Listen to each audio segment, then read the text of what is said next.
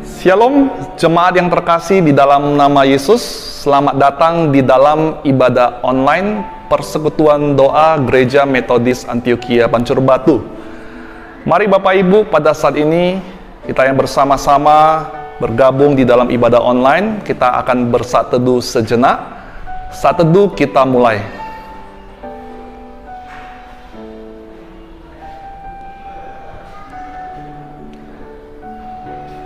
Saat teduh selesai.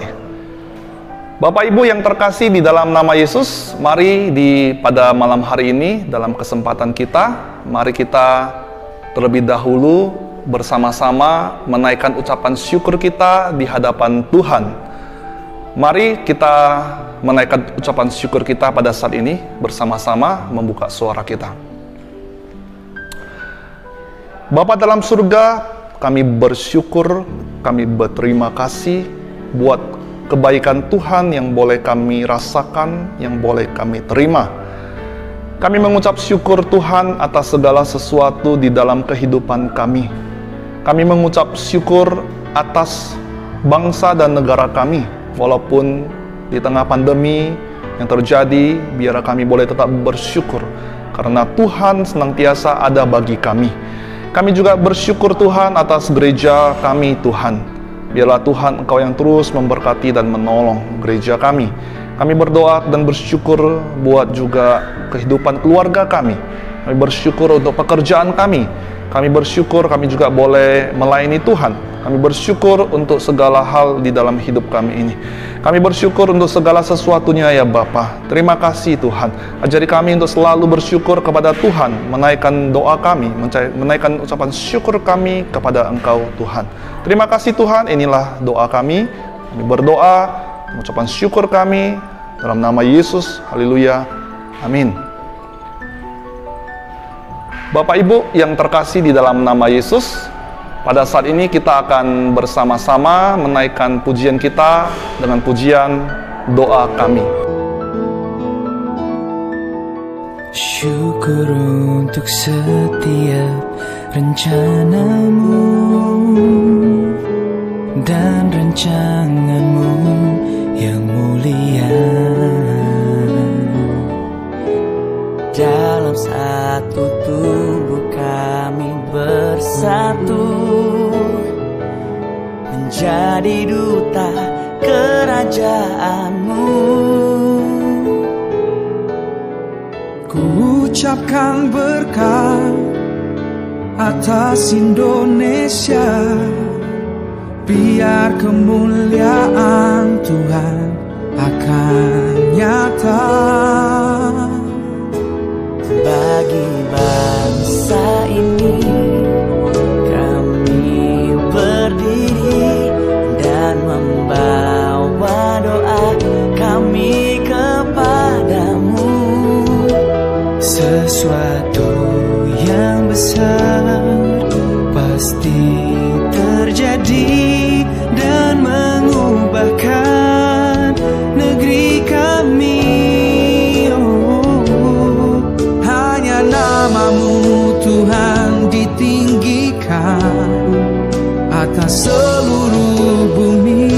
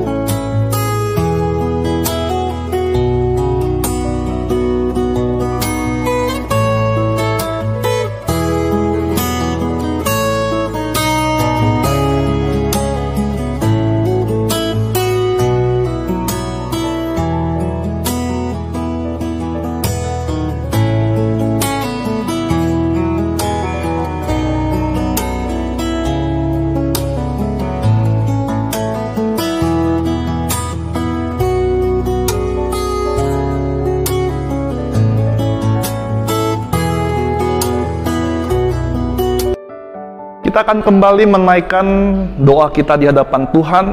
Kita mau berdoa untuk gereja kita. Sebelum kita menaikkan doa kita naikkan pujian kembali. Tenanglah kini hatiku. Tenanglah kini hatiku, Tuhan memimpin langkahku. Di tiap saat dan kerja tetap ku rasa tangannya. Tuhanlah yang membimbingku, tanganku dipegang teguh. Hatiku berserah penuh, tanganku dipegang teguh.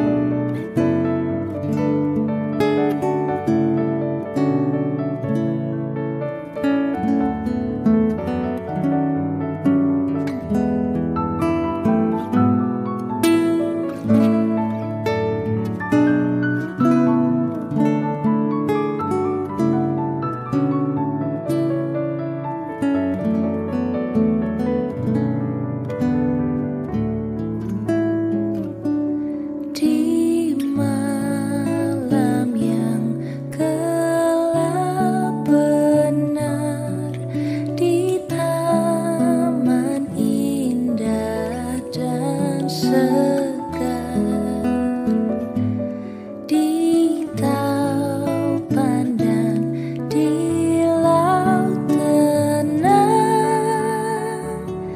tetap tanganku dipegang.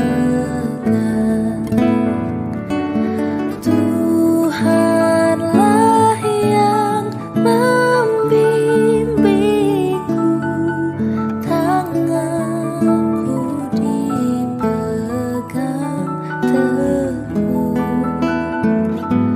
Hatiku berserah penuh, tanganku dipegang teguh.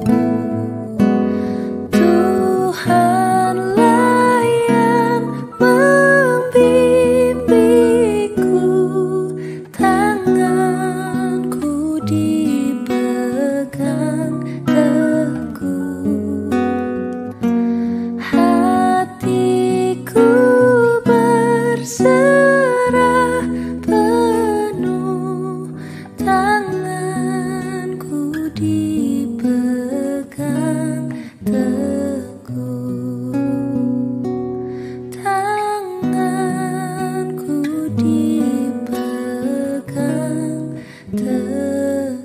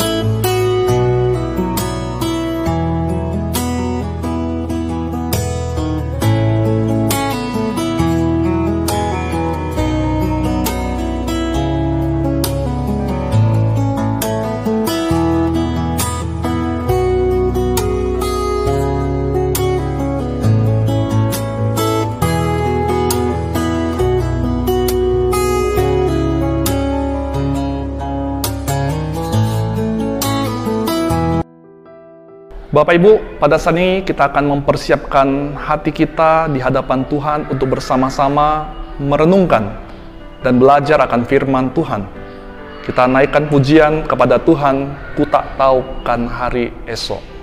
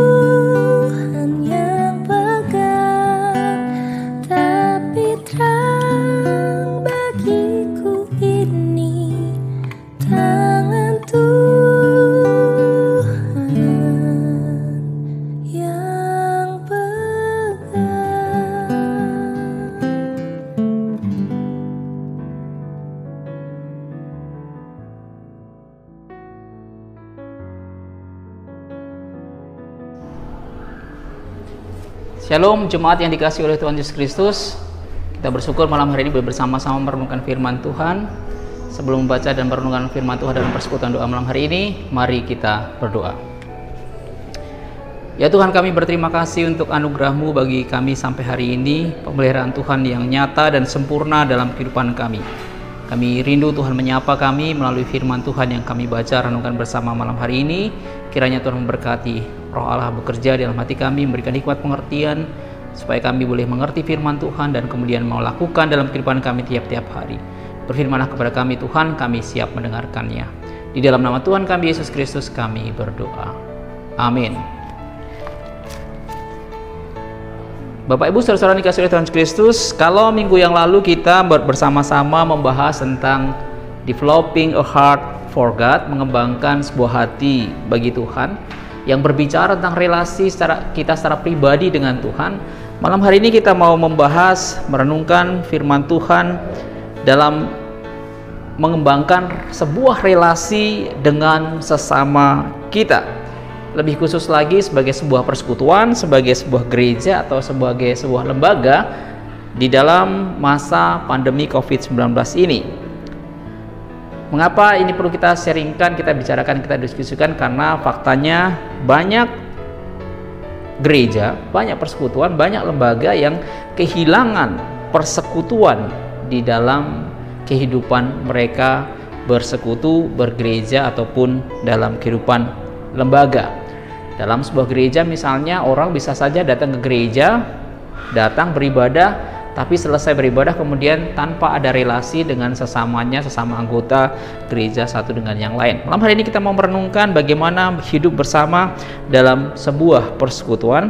Kita membaca beberapa bagian firman Tuhan. Saya bacakan satu bagian terlebih dahulu dari Kisah Rasul pasalnya yang kedua, yang sering kali kita juga baca. Kisah Rasul pasalnya yang kedua, ayatnya yang ke-41 sampai ayatnya yang ke-47. Firman Tuhan berkata dalam Kisah Rasul pasal 2, 41 sampai 47, orang-orang yang menerima perkataannya itu memberi diri dibaptis, dan pada hari itu jumlah mereka bertambah kira-kira 3.000 jiwa.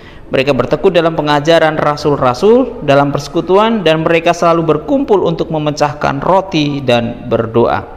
Maka ketakutanlah mereka semua, sedang rasul-rasul itu mengadakan banyak mujizat dan tanda. Dan semua orang yang telah menjadi percaya tetap bersatu, dan segala kepunyaan mereka adalah kepunyaan bersama. Dan selalu ada dari mereka yang menjual harta miliknya, lalu membagi-bagikannya kepada semua orang sesuai dengan keperluan masing-masing. Dengan bertekun dan dengan sehati mereka berkumpul tiap-tiap hari dalam bait Allah. Mereka memecahkan roti di rumah masing-masing secara bergilir dan makan bersama-sama dengan gembira dan dengan tulus hati, sambil memuji Allah. Dan mereka disukai semua orang, dan tiap-tiap hari Tuhan menambah jumlah mereka dengan orang-orang yang diselamatkan. Bapak Ibu saudara-saudara dikasihi oleh Tuhan Yesus Kristus, kita akan belajar beberapa hal bagaimana hidup bersama dalam sebuah persekutuan. Ada beberapa hal yang ingin saya sampaikan malam hari ini. Pertama, bagaimana seni hidup bersama itu.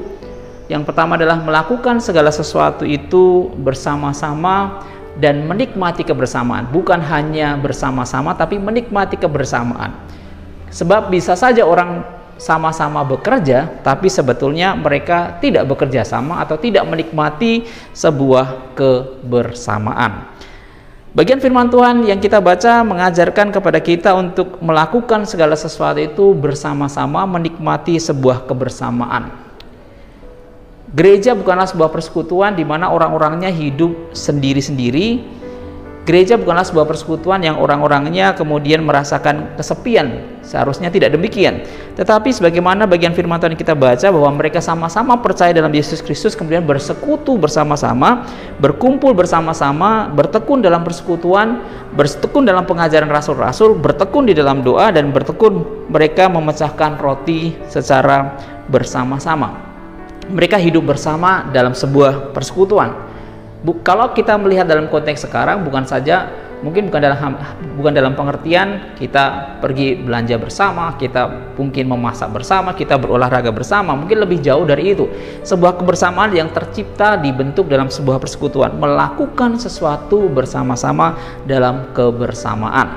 Ini yang kita bisa lihat dalam bagian pertama, seni hidup bersama melakukan bersama-sama, menikmati kebersamaan dalam sebuah persekutuan. Dan di dalamnya bagian firman Tuhan ini mengajarkan kepada kita untuk menolong, saling membantu satu dengan yang lain. Kalau kita memperhatikan bagian firman Tuhan ini, maka tidak ada yang namanya masalah pribadi. Masalah pribadi sekarang kemudian justru menjadi masalah bersama, masalah seseorang dihadapi bersama-sama, dikumpulkan bersama-sama, bahkan kemudian diselesaikan bersama-sama. Itulah seni kehidupan bersama-sama dalam sebuah persekutuan. Tidak ada yang namanya masalah pribadi, persoalan pribadi. Seorang menghadapi pergumulan, seorang menghadapi masalah, seorang menghadapi kesulitan, maka kemudian itu menjadi pergumulan bersama-sama dalam sebuah persekutuan. Seni hidup bersama itu juga mencakup bagaimana ketika seseorang mau mengambil sebuah keputusan. Jika kita hidup bersama-sama dalam sebuah persekutuan, maka kita bisa saling berkonsultasi, saling bertukar pikiran, saling bertukar ide, saling bertukar pendapat, saling meminta nasihat untuk mengambil sebuah keputusan, meskipun itu adalah keputusan pribadi kita, tapi kita bisa share, kita bisa berbagi, kita bisa berkonsultasi satu dengan yang lain, supaya kita bisa mengambil keputusan yang tepat dalam ketika kita diperhadapkan pada sebuah keputusan yang harus diambil. Ini adalah keputusan yang kita bisa ambil dalam sebuah persekutuan. Kita menikmati persekutuan itu dalam kebersamaan untuk mendiskusikan sesuatu dalam mengambil keputusan. Nah, Bapak Ibu saudara-saudara dikasihi oleh Tuhan Yesus Kristus, menikmati kebersamaan itu adalah hal yang pertama bagaimana kita hidup dalam sebuah persekutuan. Yang kedua adalah kita berbagi dalam kehidupan persekutuan itu dengan sikap hati yang rela berkorban. Baik dalam bagian firman Tuhan yang kita baca, khususnya dalam ayatnya yang ke-44 sampai ayatnya yang ke-45, dan semua orang yang telah menjadi percaya tetap bersatu, segala kepunyaan mereka adalah kepunyaan bersama. Selalu ada mereka yang menjual harta miliknya lalu membagikannya kepada semua orang sesuai dengan keperluan masing-masing. Juga demikian yang disampaikan dalam Kisah Rasul pasal yang keempat ayat 32 sampai 35. Orang menjual hartanya kemudian membagikan pada orang-orang yang membutuhkan. Dan kemudian itu dibagikan dengan kerelaan hati bagi orang-orang yang membutuhkan pertolongan pada waktu itu. Bisa saja Bapak Ibu saudara yang dikasihi oleh Tuhan Yesus Kristus, orang ketika diminta untuk berbagi satu dengan yang lain, maka kemudian mereka akan berpikir begini, lebih baik saya tidak memberi banyak karena saya memang tidak cukup memiliki, saya tidak memiliki sesuatu yang cukup untuk saya bisa bagikan pada orang lain. Mungkin orang akan berpikir seperti itu. Atau mungkin orang juga bisa berpikir, karena saya memiliki, saya menginginkannya, maka saya akan menyimpannya untuk saya, sehingga orang tersebut juga tidak mau berbagi.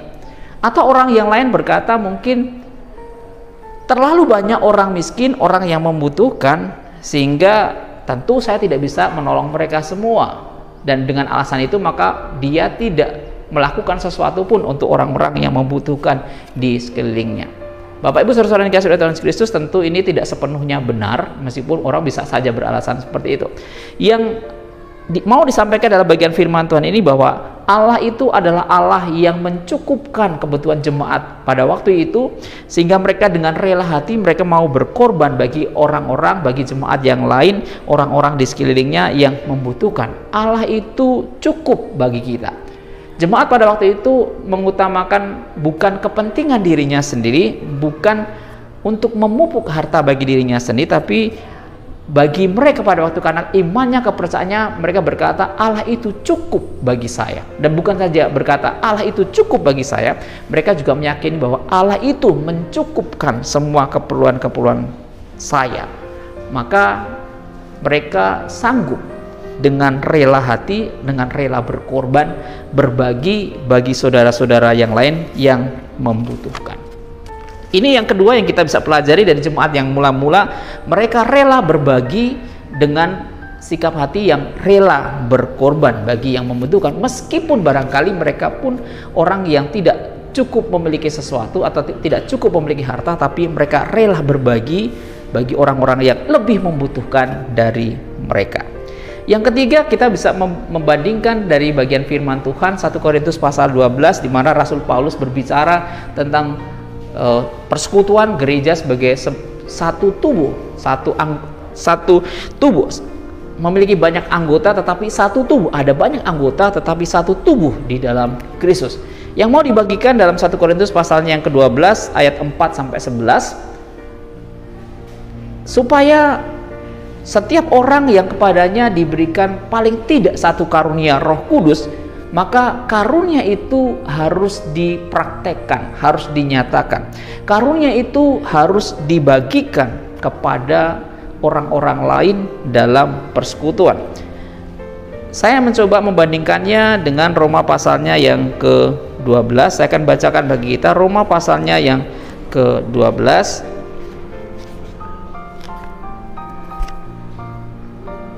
Kitab Roma pasalnya yang ke-12, firman Tuhan berkata kepada kita di dalam ayatnya yang ke-3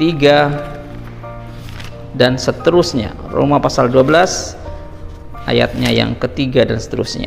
Berdasarkan kasih karunia yang dianugerahkan kepadaku, aku berkata kepada setiap orang di antara kamu, janganlah kamu memikirkan hal-hal yang lebih tinggi daripada yang kamu patut pikirkan, tetapi hendaklah kamu berpikir begitu rupa, sehingga kamu menguasai diri menurut ukuran iman yang dikaruniakan Allah kepada kamu masing-masing. Sebab sama seperti pada satu tubuh kita mempunyai banyak anggota, tetapi tidak semua anggota itu mempunyai tugas yang sama. Demikian juga kita walaupun banyak adalah satu tubuh, dan di dalam Kristus kita masing-masing adalah anggota seorang terhadap yang lain. Demikianlah kita mempunyai karunia yang berlainan menurut kasih karunia yang dianugerahkan kepada kita. Jika karunia itu untuk bernubuat, baiklah kita melakukannya sesuai dengan iman kita. Jika karunia untuk melayani, baiklah kita melayani. Jika karunia untuk mengajar, baiklah kita mengajar. Jika karunia untuk menasihati, baiklah kita menasihati, dan seterusnya. Bapak Ibu saudara dikasih oleh Tuhan Yesus Kristus, nasihat Rasul Paulus mengatakan bahwa kalau orang itu memiliki karunia tertentu yang diberikan oleh Tuhan kepadanya, baik itu karunia melayani, mengajar, bahkan kemudian karunia untuk menasihati, karunia untuk membagi-bagikan, maka praktekkanlah itu, nyatakanlah itu dalam kehidupan kebersamaan, dalam sebuah persekutuan. Ini yang diinginkan, yang dimaui. Karunia Roh Kudus yang kita terima dibagikan, betul-betul dibagikan dalam sebuah persekutuan. Dan kalau itu dipraktikkan secara nyata dalam kehidupan kita, maka itu akan memberikan pertumbuhan secara rohani bagi persekutuan kita. Bapak Ibu saudara-saudara yang dikasihi oleh Tuhan Yesus Kristus, saya mengamati secara khusus dalam jemaat kita ada banyak karunia-karunia yang Tuhan berikan. Mungkin ada beberapa orang di antara kita yang diberikan karunia untuk mengajar. Tidak harus pendeta, tidak harus penginjil, tetapi ada juga jemaat yang punya karunia mengajar. Maka sebenarnya karunia itu bisa digunakan juga untuk mengajar yang lain. Ada jemaat yang memiliki karunia menasihati, karunia itu bisa digunakan untuk menasihati. Tapi ada satu hal yang cukup menarik bagi jemaat kita yang saya perhatikan dalam beberapa waktu ini adalah ada beberapa jemaat di antara kita yang sebetulnya memiliki karunia kemurahan hati atau karunia membagi-bagikan sesuatu. Dan mungkin di antara mereka juga ada yang tidak mau diketahui, tapi ini salah satu karunia yang menonjol di antara jemaat kita, karunia kemurahan hati, karunia membagi-bagikan sesuatu. Kalau ini kita bisa praktekkan, kita gunakan, bukan saja memberikan pertumbuhan bagi jemaat atau persekutuan kita, tapi kita juga bisa menunjukkan kepedulian kita, perhatian kita bagi orang-orang di sekeliling kita yang pada bagian pertama tadi membagikan atau memperhatikan orang-orang yang membutuhkan kita. Karunia itu harus dipraktekkan, karunia itu harus dinyatakan, dan ini adalah seni dalam kehidupan bersama, seni dalam kehidupan dalam sebuah persekutuan. Yang berikutnya, Bapak Ibu saudara-saudara yang dikasihi oleh Tuhan Yesus Kristus, Alkitab memberikan pengajaran kepada kita dalam sebuah persekutuan, maka sebetulnya penting untuk menanamkan iman kepada jemaat lain, dan sebetulnya lebih khusus lagi adalah menanamkan iman dalam diri anak-anak kita, dalam diri anak-anak jemaat, dalam diri anak-anak yang kita diberikan Tuhan kepada kita di dalam keluarga kita masing-masing. Ayat yang sering kita dengar adalah 2 Timotius pasal 3 ayat 15-17, ada khusus ayatnya yang ke-16 bahwa segala tulisan diilhamkan Allah bermanfaat untuk mengajar, menyatakan kesalahan, memperbaiki kelakuan, dan untuk mendidik orang dalam kebenaran. Itu dimaksudkan bahwa pentingnya menanamkan iman di dalam diri anak-anak, karena konteks ayat itu adalah berbicara tentang Timotius yang dari masa kecil mereka, dalam masa kecil Timotius, dari masa kecil Timotius dia diajarkan firman Tuhan sedemikian rupa oleh ibunya, diajarkan firman Tuhan, iman Kristen, iman kepada Yesus Kristus oleh neneknya kepada Timotius, sehingga dia bertumbuh sedemikian rupa sehingga pada akhirnya dia menjadi hamba Tuhan. Iman itu ditanamkan sejak dari masa kecil. Menanamkan iman kepada anak-anak dari masa kecil adalah sesuatu yang sangat penting dalam kehidupan bersekutu, dalam kehidupan persekutuan kita. Anak-anak dari masa kecil dididik hidup dalam kebenaran. Anak-anak dari masa kecil dididik untuk mempraktekkan kebenaran, sehingga ketika mereka dewasa, mereka akan menjadi orang-orang yang memiliki iman yang teguh, iman yang kuat. Sebuah survei di Amerika Serikat menunjukkan sebuah keprihatinan karena sekitar 80% anak-anak remaja yang dididik sedemikian rupa dari masa kecil, dibagikan imannya oleh orang tuanya. Ketika mereka beranjak dewasa sekitar umur 18 tahun, mereka akan meninggalkan gereja, bahkan meninggalkan iman dan tidak pernah kembali. 80%. Ada begitu banyak orang yang ada begitu banyak remaja pemuda yang meninggalkan imannya. Kemungkinan besar karena tidak dididik dengan begitu kuat. Meskipun mereka diajarkan, tapi tidak dipelihara imannya sedemikian rupa sehingga mereka meninggalkan gereja. Kehidupan dalam sebuah persekutuan penting untuk menanamkan iman sejak dari masa kecil sehingga pada masa dewasanya mereka tidak meninggalkan imannya. Yang selanjutnya, Bapak Ibu Saudara-saudara yang dikasihi oleh Tuhan Yesus Kristus, yang ingin saya bagikan malam hari ini, seni dalam kehidupan bersama-sama dalam persekutuan adalah memelihara damai sejahtera. Kita menjadi peacemaker dan bukan menjadi trouble maker. Beberapa bulan yang lalu saya membagikan salah satu khotbah melalui Filipi pasal yang kedua ayat 1 sampai 11, bagaimana kita hidup dalam kerendahan hati sehingga sungguh-sungguh persekutuan itu bisa terjaga. Kita tidak mementingkan kepentingan diri kita sendiri, tetapi kita mementingkan kepentingan orang lain. Kita tidak mencari pujian bagi diri kita sendiri, mencari posisi bagi diri kita sendiri, mencari penghormatan bagi diri kita sendiri. Tapi kita lebih mementingkan orang lain. Kita lebih mengutamakan orang lain daripada diri kita. Maka ketika masing-masing orang belajar untuk menjadi rendah hati dan mengutamakan orang lain, menganggap orang lain jauh lebih penting dari diri kita, maka kita sedang berusaha memelihara damai sejahtera. Kita mewujudkan damai sejahtera dalam relasi dengan sesama anggota persekutuan, dengan sesama anggota gereja. Ini yang harus diwujudkan dalam sebuah persekutuan, menjadi orang yang memelihara damai sejahtera dalam sebuah persekutuan. Dan inilah yang diwujudkan oleh jemaat mula-mula, jemaat yang bertobat dari hasil khotbah Rasul Petrus pada waktu itu, yang tadi dikatakan sekitar 3.000 orang bertobat karena firman Tuhan yang disampaikan oleh Rasul Petrus. Mereka memelihara ikatan damai sejahtera dalam kehidupan persekutuan mereka. Yang terakhir, Bapak Ibu Saudara-saudara yang dikasihi oleh Tuhan Yesus Kristus, seni dalam kehidupan bersama, membangun kehidupan persekutuan bersama adalah menderita bersama, menikmati penderitaan secara bersama-sama. Kitab Ibrani pasalnya yang ke-12 ayat 1 sampai ayatnya yang 12 memberikan gambaran bagi kita bagaimana kita hidup menikmati, merasakan penderitaan secara bersama-sama dalam sebuah persekutuan. Yang saya maksudkan ada 3 hal yang perlu kita nikmati bersama-sama ketika kita menanggung bersama-sama kesusahan penderitaan dalam sebuah persekutuan. Yang pertama adalah ada kalanya orang-orang mengalami kehilangan orang-orang yang dikasihinya. Ada kalanya orang-orang mengalami kehilangan sesuatu yang sangat penting dan sangat berarti bagi dirinya. Kecenderungan kita adalah kita akan berkata kepada orang-orang yang sedang merasakan kehilangan itu, kita katakan mereka harus move on, mereka harus segera bangkit. Pada saat betul-betul pada saat pertama-tama mereka merasakan kehilangan itu, kita langsung memberikan nasihat harus move on, harus kuat, harus bangkit. Tetapi bagian firman Tuhan sebelumnya mengajarkan kepada kita bagaimana kita menikmati bersama-sama kesusahan penderitaan orang lain. Mungkin kita hanya perlu untuk memberikan bahu kita supaya orang bersandar pada bahu kita. Mungkin kita harus bersama-sama menangis bersama-sama dengan mereka. Mungkin kita tidak harus mengatakan apa-apa kepada mereka. Sebetulnya kita sedang menikmati bersama-sama rasa kehilangan orang yang dialami, yang dirasakan oleh orang lain. Itu hidup dalam sebuah persekutuan kebersamaan dan tidak harus dengan segera mengatakan, menghibur dengan kata-kata yang kamu harus kuat, kamu harus move on dan seterusnya. Mungkin bukan itu yang dibutuhkan pada saat orang pertama mengalami kehilangan. Mereka hanya perlu dirangkul, mereka hanya perlu dikuatkan meskipun kita tidak berkata apa-apa. Kita menikmati, kita merasakan penderitaan kesusahan orang secara bersama-sama. Yang berikutnya yang perlu kita lakukan adalah ketika kita ada orang memiliki beban, maka kita menanggung beban itu bersama-sama. Orang bergumul bisa saja bergumul dengan kondisi kesehatannya. Orang bisa saja bergumul dengan perekonomiannya. Orang bisa saja bergumul dengan kondisi keluarganya yang mungkin berantakan.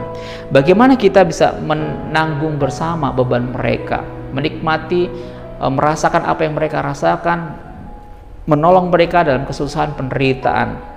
Mungkin kita akan bersama-sama dengan mereka, mungkin kita akan bersama-sama mendukung mereka di dalam doa. Orang-orang yang mengalami beban itu mengangkat bersama beban yang mereka rasakan. Kehidupan bersama, dan itu diwujudkan tentu saja Bapak Ibu Saudara-saudara dikasihi oleh Tuhan Yesus Kristus. Dalam kebersamaan kita perlu bersekutu bersama di dalam doa. Bisa jadi kita berdoa secara pribadi di rumah. Bisa saja kita mendukung secara pribadi orang-orang tertentu di rumah. Tetapi ketika kita bersama-sama berdoa, sebetulnya yang sedang kita kerjakan adalah kita menyatukan pikiran kita. Kita menyinkronkan perasaan kita bersama-sama. Kita mengucapkan kata-kata dengan sepakat di hadapan Tuhan, mengungkapkan secara bersama-sama dan tidak secara sendiri-sendiri. Kita bersatu hati mengungkapkan sesuatu di hadapan Tuhan. Inilah seni dalam kehidupan bersama kita.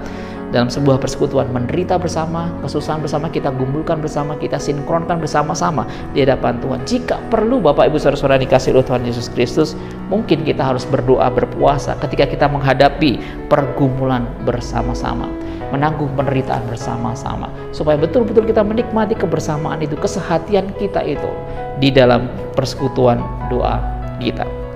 Bapak Ibu Saudara-saudara dikasihi oleh Tuhan Yesus Kristus, ini yang perlu kita pikirkan bersama pada masa pandemi COVID-19 ini. Kalau minggu lalu kita berbicara tentang bagaimana kita membangun relasi kita secara pribadi dengan Tuhan supaya kita bisa bertahan dalam masa-masa sulit yang sedang kita hadapi.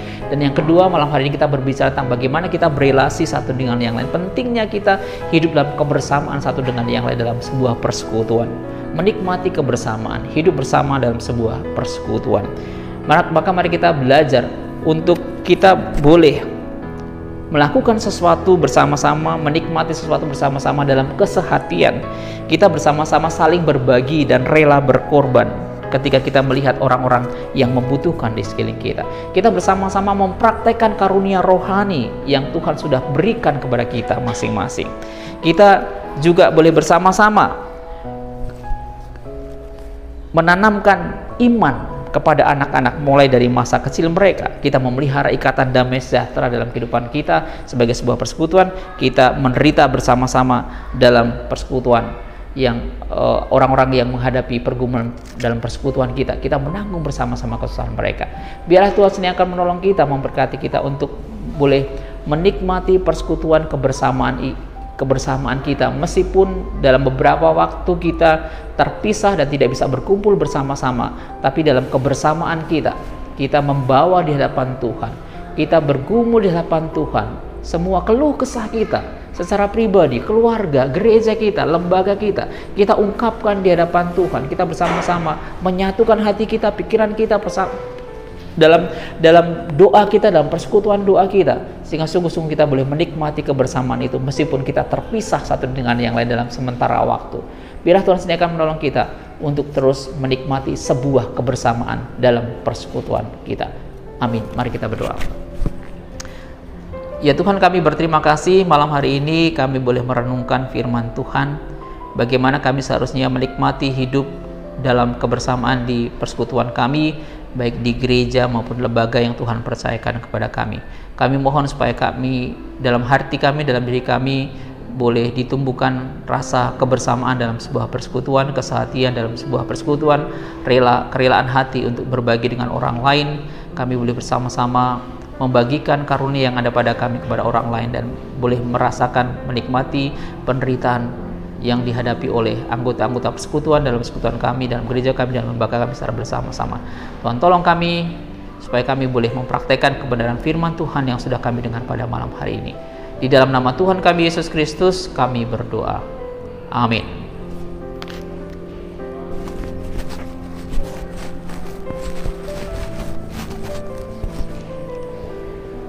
Mari kita akhiri persekutuan doa pada malam hari ini dengan mengucapkan doa Bapa kami bersama-sama. Kita berdoa. Bapa kami yang di surga, dikuduskanlah namamu, datanglah kerajaanmu, jadilah kehendak-Mu di bumi seperti di surga. Berikanlah kami pada hari ini makanan kami yang secukupnya, dan ampunilah kami akan kesalahan kami, seperti kami juga mengampuni orang yang bersalah kepada kami. Dan janganlah membawa kami ke dalam pencobaan, tetapi lepaskanlah kami daripada yang jahat. Karena Engkau-lah yang punya kerajaan dan kuasa dan kemuliaan sampai selama-lamanya. Amin. Arahkan hatimu kepada Tuhan dan terimalah berkat-Nya.